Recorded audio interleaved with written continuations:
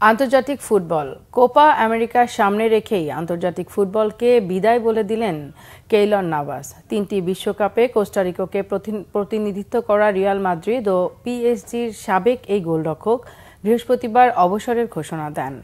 কেইলর নাভাসের বয়স ৩৭। গত মার্চে আর্জেন্টিনার বিপক্ষে প্রীতি ম্যাচ খেলার পর কোস্টারিকার এই গোলকিপার আসন্ন কোপা আমেরিকায় না খেলার কথা জানিয়েছিলেন। আগামী ২০ জুন থেকে ১৪ জুলাই যুক্তরাষ্ট্রে বসছে দক্ষিণ আমেরিকার ফুটবল শ্রেষ্ঠত্বের লড়াই। গুঞ্জন ছিল কোপা আমেরিকায় খেলবেন নাভাস। ২০০৮ সালে আন্তর্জাতিক ফুটবলে অভিষেক হওয়া এই গোলরক্ষক কোস্টারিকার হয়ে ১১৪টি ম্যাচ খেলেছেন।